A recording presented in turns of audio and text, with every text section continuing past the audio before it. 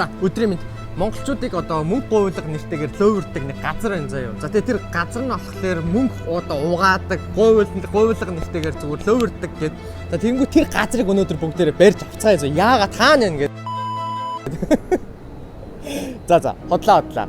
Юу вэ гэхээр өнөөдөр нэг залууг танилцуулнаа. За тэгээд энэ залуу нь болохоор Японд одоо санхүүгийн байгууллагт те Монгол руу мөнгө гуйлгын компанид ажилладаг нэг юм залуу байгаа. Тэгээд тэр онцлог нь юу вэ гэхээр энэ залуу нь одоо нэг юм Монголоос одоо Монгол руу ийм үйлчилгээ байдаггүй өөр улсууд руу ийм мөнгө шилжүүлэхийн одоо үйлчилгээ байдаг компанид ороод тэгээ монголчуудад зориулаад энэ үйлчилгээг анх одоо тавих одоо нээ хий гэдэг саналыг тавиад тэгэд бүгдийг ингэж ерөнхийдөө өөрөө гар бие одоо хариуцаж ажиллаж байгаа одоо явсан ийм залуу байгаа. Тэгэд нэг юм мундаг залуу болохоор энэ залууг өнөөдөр би та бүхэн танилцуулъя. Тэгээд ажлын одоо сонирхуулъя. Тэгээ юу хийдэг, ямар компани гэдэг ерөнхийдөө бүх тэр залуугаас мэдэж чадах бүх зүйлээ ерөнхийдөө асууж одоо мэдье гэж бодсон байгаа. За тэгээ бүгдээрээ ямар ч байсан орцгоё.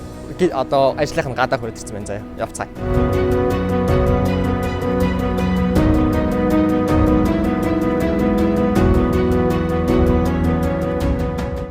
Юу микрофон зүчил зүгээр. За. Ингээс өчгөө. Тэг. За шууд бичлэгээгээд ороод ирчихсэн юм. Зүгээр. Гинт тоолгаад оруулаад ирлээ. Буйна ТV-ийг үзэх. Буйна channel-ийг үзэх шүү дээ. Өдрийн өдрийг. Тий. Би болохоор цагаар болохоор чат бичсэн байгаа. Тэгээд ингээ өөрөө ч ангимаар байна. Тэгээд компанийн чинь зүгээрөө гэж зөвшөөрөл авчаад ингээ хийж орж ирсэн байгаа шүү. Тэгээд битээ уурлаарай заяа. Энд үйл ажиллагч таах шиг жоохон. За тийшээ өөрөнд орцгоо. За өдрийн мэндэ тэг шууд ороод ирсэн бичлэгээд ороод ирсэн дуурчлаарай. За тийм өнөөдрийн маань одоо зорилго болохоор өөрийн чинь одоо Японд ч одоо компани үнэтэй ажиллагаар санхүүгийн байгууллагад ороход мэдээж шаардлага өндөртэй. Тэгээд тэр тусмаа компанид нь орчоод орсныхоо дараа бүр байхгүй цоошин үйлчилгээг ингэж хиймээр байна гэж хэлээд тэгээд ингээд ийм үйлчилгээг одоо аль бие осоор Монгол руу одоо мөнгө олохын үйлчлэг ажиллагаа нээсэн гэдэг нь амар сонирхолтой. Тэгээд ерөнхийдөө тэр энэ түүхий чинь хүмүүстээс ингээ хуваалцах гад одоо ирсэн байгаа. Тэгээд энэ бас цаанаа ингээ амар олон хүмүүстээс ингээ урам туршлага бас ингээ одоо юу гэдэг гоё түүх байх болов уу гэж бодсон байгаа. Тэгээд ямар ч байсан эхний хэлцэнд өөрийгөө нэг товчхон танилцуулж байгаа. За сайн бацгаана. Ног цогтөр өгтө цогтөрдөн гэдэг. Өнгөрсөн жил яг их боолсод анх ирсэн. За тэгээд анх ирэхдээ бол яг хэлний бэлтгэлээр ирж исэн. Тэгээд яг энэ компанид ажиллах орох болсон нөхцөл нь юу гэхээр өнгөрсөн жилийн хаврын баяр дээр яг энэ байгууллагын boot camp гарсан байна. Тэгээд тэн дээр би өөрөө өмнө нөгөө Непал руу бас явж исэн. Тэгээд Непал ажилтнтай юм компанид явсан учраас ирээд ингээд юм ярьж үзэхэд сонирхолтой санагдаад тэгээд тухайд яг хоорондоо холбогдох одоо хэрэгслүүдтэй солилцоод тэгээд ямар ч байсан би нэг жил хэлний бэлтгэлтэй сурчаад тэгээд энэ жилээс эхлээд яг холбогдоод тэгээд ажиллаж эхэлсэн. Монголд болохоор ингээд 10 жил ч юм уу ингээд өгсөн сургууль ерөнхийдөө ямар ингээд юугаар явж байгаа тасгал ингээд орсон байх гэдэг түүх ярьж. За ерөнхийдөө би болохоор шинжилгээ ухааны технологийн сургуулийг төгссөн. Public relations олон нийтийн харилцаа ажлын мэргэжлээр төгссөн. Тэгээд Монголдоо 4 компанид ажиллаж байгаа. Тэгээд яг 2022 онд Японд шийдвэр гаргаад тэгээд 23 онд хэлсэн. Тэгэхээр Япон хэл ерөнхийдөө 23 онд иржсэн гэхээр чинь саяхан юм шүү дээ. Тэнгүүт Япон хэлний төвшин чинь яг ямар байсан. Тэгээд өөр бас англи хэл ч юм уу эсвэл яг ингээд аль хэл ямар хэлээр ерөнхийдөө basic болж байгаа гэж. Японд ирээд яг нэг жилийн дотор N3 төвшин авсан байгаа одоогоор. Тэгээд энэ компани маань бас давуу тал нь болохоор гадаад хүмүүс их ажилладаг. Зөвхөн Япон хүмүүсээс гадна. Тийм учраас англи хэл дээр ч гэсэн бас харилцах боломжтой. Тэгээ би өөрөө бас англи хэлээр ярьдаг учраас тэр талаар бас илүү давуу талтай. Гадаад хүмүүс их байдаг гэдэг чинь бас гадарлсан л даа ингээд улс болгоны одоо нөгөө хариуцсан одоо танд дуу тий хариуцж байгаа хүмүүс гэж байгаа байх.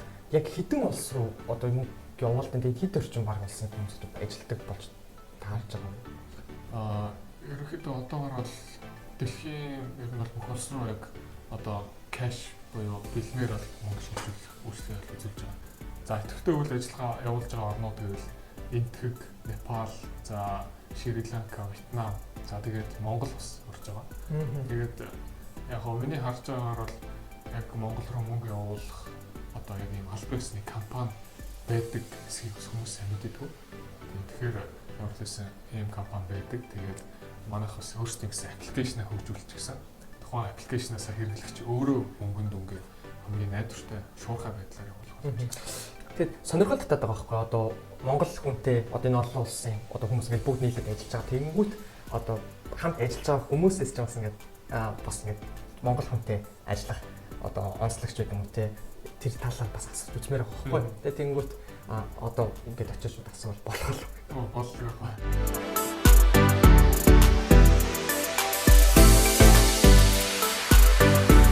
Konnichiwa. Konnichiwa. バイルと申します。よろしくお願いします。で、ツォガさんと一緒に働いている方なんですけれども、ちょっとお名前だけでもよろしいですか？ビシュヌと申します。ビシュヌ。どちらの方ですか？ネパールです。ネパール。はいで、日本でどれぐらい経ってますかね？だいたい10年ぐらい10ですね。年ぐらい。はい。はい。ツォガさんとはい。知り合ったきっかけっていうか、ちょっと話していただいてもよろしいですか？私はこちらのゲーム見てますけど、オペレーションズマネージャーとして働いています。毎年そちら光が丘公園でやってるイベントにあって、その後よく話してお客様対応できるみたいな人とその時にモンゴル語とか英語、日本語いろいろできる人って分かりました。その後お客様と対応とか友達の話しているところでなんか見たらこの人いたらいいねと思って、その後いろいろ話してだいたい1年ぐらいかかりましたね。こちらのゲームで入社したばかりって形ですね。で入社してモンゴルへの送金の業務をちょっと始めたって形ですかね。そうですね。その後お客様対応、お客様サポートをメイン仕事としていろいろモンゴル語でなんかお客様にマーケティング用のモンゴル語のものを作ったりとか、すごいなんかモンゴル語がすごい面白い。全然わからないですけど、聞くときはすごい面白いです。そしたら特にモンゴル人の方と一緒に働くって特徴的に何かありますかね？じゃあモンゴル人が優しくて話しやすい。あと英語、日本語できる人。っていうイメージがありますね。でよくモンゴルって言ったら相撲が頭の中に来るんですけど、優しい人と思います。モンゴルと思ったら聞いたらよくその寒いところと思いますけど、まだウランバターってなんかホースライディングとかジェンギスカンで行きたい国になってます。はい。ありがとうございました。Одоо болохоор ингээд мэдхийг хүсэж байгаа болон хүмүүсийн ингээд эргэлзэж байгаа байх гэж бодож байгаа асуултууд байгаа юм л та. Тэнгүүд энэ компани болохоор албан ёсны гэдэг байгаа. Яг албан ёсны гэхээр ямар нэг албан ёсных байдаг юм. За тэгээ дээрэс нь Монгол руу ингээд мөнгө говьлдог хувь хүмүүс аявих байгаад байдаг тийм. Тэгээ тэр нь болохоор хууль ёсных юм уу? Хууль бус юм уу? За тэгээ дээрэс нь яг танаа одоо энэ чиний ажиллаж байгаа энэ газраар одоо мөнгө явуулахлаар ямар давуу талтай юм гэх мэтчлэн тийм. Гэх зүйлүүдийг ерөнхийдөө мэдмээр байна. За тэгээд шимтгэлээс ахуулаад хүмүүсээс нэлээх мэдхийг хүсэж байгаа гэж бодож байна. Тэгээд ерөнхийдөө товчхон яг хийж байгаа ажлынхаа талаар агуулгыг ингээд товчхон танилцуулаад өгч төгөө. За тэгэхээр City Express Japan компани хувьд бол 2012 оноос анх Японд яг үйл ажиллагаа эрхлэх зөвшөөрөл авсан. Үйл ажиллагааны зөвшөөрөл нь бол яг мөнгөн говьлохын үйлчлэгээ үзүүлэх гэсэн компани. За тэгээд одоогор бол мэдээж одоо альва мөнгө шилжүүлэх одоо мөнгөн харилцааны асуудал бол Японд өөрөө бас нэлээд тийм чангатай хуулийн өндөр шаардлагатай байдаг. Тийм учраас мэдээж манайхаар дамжуулаад өөрсдөө хэрэглэгч маань нэгт хамгийн найдвартай өөрийн одоо аппликейшн дээр өөрийн бүртгэлийг үүсгээд албан ёсны мэдээлэл оруулаад мөнгө шилжүүлгээ хийж байгаа гэсэн. Тэгэхээр мэдээж тухайн шилжүүлсэн дүнгээ дараа нь баримт толгойд ч юм уу те өөр бусад өөртөө хэрэгтэй одоо юу гэдгийг татварын хөнгөлөлт ч гэх юм уу одоо тийм их зүйл сургалтын төлбөрүүд гэдэг дээр бол албан ёсоос ашиглах, баримт болгож ашиглах боломжтой. За тэрнээс гадна манай одоо аппликейшны хувьд бол хөгжүүлэлт хийгдээс гадна хэрэглэгчтэй бас урамшууллын оноог санал болгодог. Тэр маань ямар ч удаа вэхээр хэрэглэгч шилжүүлсэн дүнгээсээ мэдээж шимтгэл төлдөг. Тэгэхдээ шимтгэлээсээ бас тодорхой хувийг урамшууллын оноо болгоод ашигладаг. За урамшууллын оноогоо бол мэдээж нэг оноог нэг йентэй дүүцүүлэн өөрийн шилжүүлэхийн дүнд нэмэхээс гадна шимтгэлгүүлэхний шимтгэлээсээ бас тооцоолж асуулж бас болдог. За тэрнээс гадна мэдээж найзаа өрөх хөтөлбөрч гэх юм уу.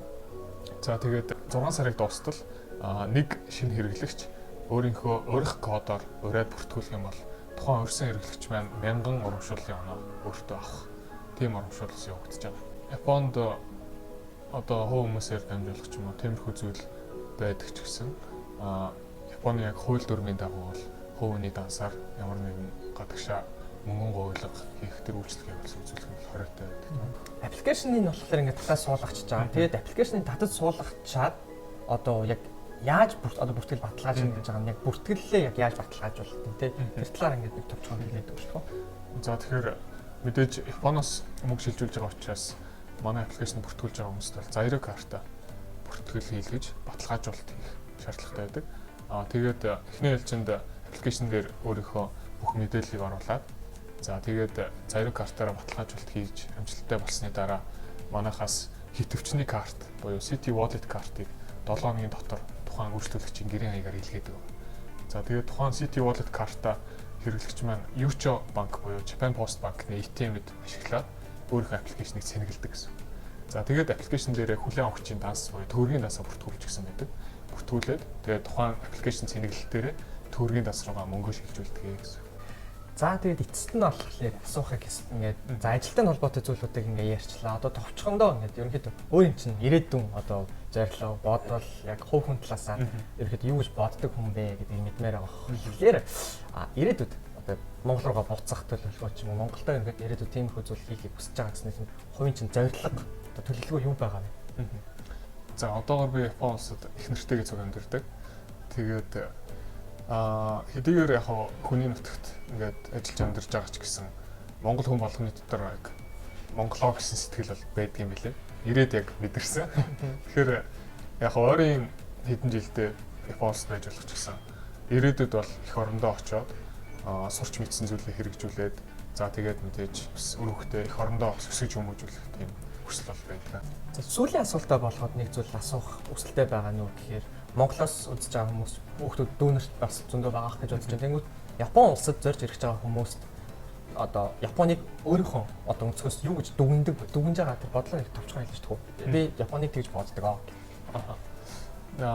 За ерөөхдөө Япон улсад зорж ирэх байгаа хүмүүс хэрэг байвал миний бодлоор Япон улс бол өөрийн гэсэн яг соёл онцлогтой.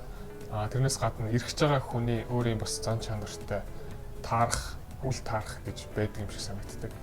Тэгэхээр магадгүй арай нэг тийм хууль дурам ч юм уу ёс журамд ингэж зохицож тэрийг дагаж ингэж амьдрах сонирхолтой байвал бас Япон улсыг сонирх бол зүгээр байх тийм ээ. Түүнээс маш тийм хэтэрхий эрхчлөөнд дуртай ч юм уу баригдуул байхыг хүсдэггүй ч юм уу тиймэрхүү хүн байвал бас Япон улсын соёл нийгэм жоохон тассан зохицоход жоохон тийм хэцүү гэж магадгүй. Гэхдээ мэдээж гоё зүйл бол байгаа. Нийгэм, орчин, нөхцөл тийм ээ. За тэгээд бүх зүйл одоо шудраг. За тэгээд ямар нэгэн хулгай зилгэх ч юм уу тийм илүү өөр тийм зүйлд санаа зовох асуудал бол байдаггүй тийм. Тэр нь бол би ерөнхийдөө төгсгөл нь дандаа ер нь хүмүүсээс асуух дуртай зүйл байдаг. Тэр нь Япон улсыг цөөхөн хитгэн үгээр базаад 2-3 хүн багтааг хэлж. Цөөх хийдгүүгээр. За магадгүй боломжоо атгаад авах чадах хүнд нь өгөөчтэй. Өгөөчтэй. Орчин нөхцөл сайн. 5 тухтай. 5 тухтай. 5 тухтай. Хууль журамтай. Хууль журамтай чанга. Окей. За тэгээд энэ хүртэл ингээд монголчуудад одоо яг аль бие усны хуулийн хүрээнд энэ бүх одоо аюулгүй найдвартай мөнгө шилжүүлэх боломжийг ингээд нээж өгсөн энэ одоо ажилт нь үнэхээр талархаж байна. Тэгээд одоо олон монголчууд ингээд мөнгөө шилжүүлээд ингээд найдвартай тий сэтгэл амар одоо байх юм боломжийг нээсэн их баярлалаа. Өмнөөс нь ингээд баяр хүргэж байна. За баярлалаа. Цаашдах нь ажил амжилт хүсье. Тэгээд мэдээж олон хүмүүс үйлчлүүлээд улам ингээд үйл ажиллагааны өргөжөөд ирэхээр компанид нь магадгүй өөр шинэ монгол хүн нэмж авах байх байлгүй дээ байх юм бол байхгүй юм болов уу тийм ирээдүй байгаасай л гэж хүсэж. Тэгэхээр өөр монголчуудыг бас ингээд араасаа ингээд оруулж ирсэн юм одоо гүүрэн болоорой гэж өөрийнхөө зүйлс амжилт хүсэж байна. Тэгээд цаашдах нь ажил өндөр амжилт хүсье. За баярлалаа. Баярлалаа.